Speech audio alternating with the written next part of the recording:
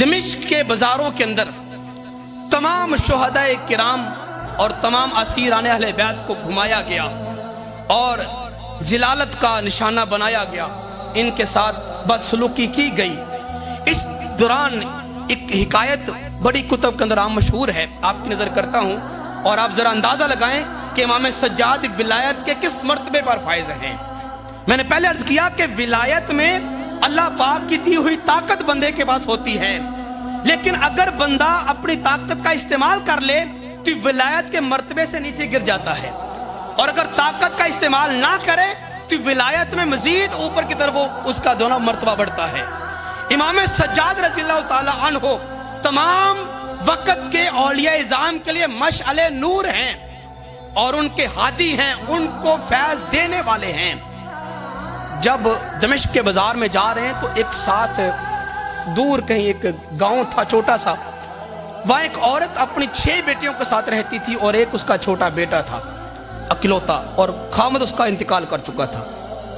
بڑا بیمار ہوا بیٹا، ماں بڑی پریشان ہوئی کہ 6 بہنوں کا اکلوتا بھائی ہے، اکلوتا میرا چشم و چراغ ہے، باپ ہے کوئی نہیں، یہ اگر اس بیماری میں چلا گیا تو پھر ہمارا وارث کون ہوگا۔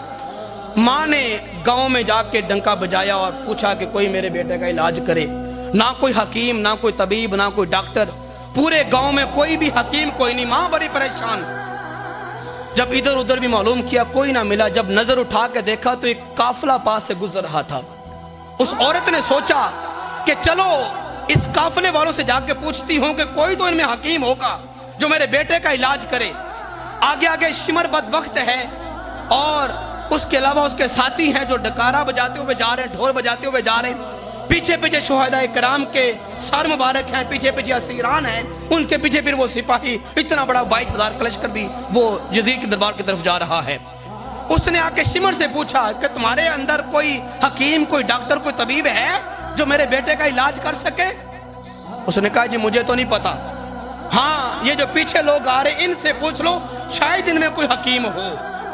جب وہ عورت پیچھے آئی تو پیچھے سر مبارک تھے، سروں کو کراس کر کے جب وہ پیچھے اسیران کی طرف آئی، سیدہ زینب رضی اللہ تعالی عنہا کے ساتھ حضرت امام سجاد بیڑیاں پہنے ہوئے جا رہے تھے، تو پوچھا اماں جان سیدہ زینب سے کہ بی بی جان آپ کے اندر، آپ کے پاس، آپ کے ساتھ کوئی حکیم، کوئی ڈاکٹر ہے؟ تو بی بی زینب نے فرمایا ہاں بی بی جان، میرا یہ بیٹا، میرا یہ بھتیجا امام سجاد جو ہے یہ وقت کا حکیم اور طبیب ہے، بلکہ یہ کیا ہمارے خاندان میں ساری حکیم ہیں اور ساری طبیب ہیں۔ تو مائی نے کہا کہ اسے ذرا 2 پل کے لیے میرے ساتھ بھیج دو تاکہ بیٹے کا علاج کر سکے۔ تو مائی نے کہا، زینب صاحب نے، بی بی زینب رضی اللہ تعالیٰ عنہ نے فرمایا کہ اماں جان چونکہ ہم تو اس وقت خود اسیر ہیں، قیدی ہیں، ہمارے اختیار، ہماری مرضی نہیں چل رہی، تو جن کی ہم قید میں ہیں ان سے پوچھ لو، اگر یہ بھیجنے تو پھر میں اپنے بیٹے سجاد کو تمہارے ساتھ بھیج دوں گی۔ اس نے شمر سے بات کی، شمر نے کہا نہیں ایسے نہیں، کچھ دو گی تو پھر۔ اس عورت نے اپنی 6 بیٹیوں کی شادی کے لیے جو جہیز، جو سامان، جو سونا زیور چاندی اکٹھا کیا ہوا تھا، کہا وہ سارا کچھ لے لو لیکن 2 پل کے لیے اس حکیم کو میرے ساتھ میرے گھر بھیج دو۔ خیر وہ راضی ہو گیا اس بات پہ، اس نے سارا سونا لا کے اس کے سپرد کیا۔ امام سجاد کو اب وہ مائی 2 پل کے لیے لے کے اپنے گھر جانے لگی ہیں۔ یہ جا رہی ہیں، اتنے میں اللہ کا حکم آ گیا، اللہ کی تقدیر آ گئی اور اسرائیل اس بچے کے پاس گھر آ گیا۔ اس نے اس بچے کی آ کے جان کو نکالا، اس کی بہنیں بڑا تڑپیں، اہو بکا کی، کیا کر سکتی تھیں۔ خیر اسرائیل نے جان لی اور بدن سے نکال کے رب جلال کی طرف وہ منتقل ہوا۔ اب امام سجاد ابھی گلی کی کونے کی طرف جا رہے ہیں، بیٹے کی جان نکل چکی ہے۔ اتنے میں وہ بچیاں بھاگی بھاگی آگے سے آئیں اور کہا کہ اماں جان اب طبیب کی کوئی ضرورت نہیں رہی، حکیم کو واپس بھیجیں، بھائی کی تو جان جان آفرین کے سپرد ہو گئی۔ مائی نے ہوکا لیا اور مائی بڑا پریشان ہوئی اور فرمانے لگی کہ بیٹا آپ اپنے کام جائیں، میں اپنے گھر جاتی ہوں، جو رب کو حکم تھا وہ پورا ہو گیا۔ تو امام سجاد نے فرمایا کہ نہیں اماں جان ذرا مجھے 2 پل کے لیے اپنے گھر لے کر تو جائیں۔ تو کہا نہیں بیٹا کیا فائدہ لے کے جانے کا، بیٹے کی جان تو نکل گئی۔ کہا نہیں اماں جان مجھے 2 پل کے لے کے تو چلے۔ خیر امام سجاد اس عورت کے ساتھ اس کے گھر گئے، وہ جو لڑکا چارپائی کے اوپر مردہ بن کے لیٹا ہوا ہے، جس کی جان نکل چکی ہے، امام سجاد اس کے جا کے سرانے کھڑے ہوتے ہیں اور ایک جملہ عیسیٰ ابن مریم کی طرف کہتے ہیں کہ قم بِإِذْنِ اللہ، اے مرنے والے اللہ کے حکم سے کھڑا ہو جا۔ امام سجاد کے صرف اتنا کہنے کی دیر تھی کہ وہ مرا ہوا لڑکا اٹھ کے بیٹھ گیا۔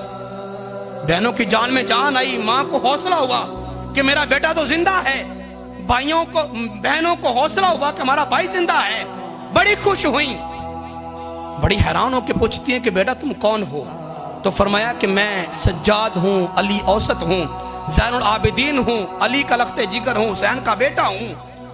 تو کہا بیٹا اتنے شان اتنے کمال تمہارے پاس ہیں تو یہ حالت تمہاری بیٹیاں تمہارے ہاتھوں میں، تو تم اگر میرے مردہ بیٹے میں جان ڈال سکتے ہو تو کیا اپنی ہتھکڑیاں توڑوا نہیں سکتے؟ تو کہا اماں جان ہتھکڑیوں کی بات کرتی ہیں، زنجیروں کی بات کرتی ہیں، ایسے کر کے آپ کی ہاتھ بندھے ہوئے تھے، آپ نے بس ایسے کیا وہ ساری زنجیریں ٹوٹ کے آپ کے قدموں میں گر گئی۔ فرمانے لگے اماں جان ہم ان زنجیروں کے قیدی نہیں ہیں، ان زنجیروں کی کیا اوقات کہ ہمیں یہ یہاں پہ ضبط کر لیں اور ہمارے اوپر اپنی حکومت چلائیں یہ یزیدی لوگ، ہم ان کے پابند نہیں ہیں، ہم اس کی تقدیر کے پابند ہیں۔ اس کی مرضی یہ ہے کہ ہمیں دمشق کے بازاروں میں ایسے گھمایا جائے، ہم اس کی تقدیر پہ راضی ہیں، اس کی مرضی تھی کہ کربلا میں ہمارا سب کچھ لٹ جائے۔ حضرت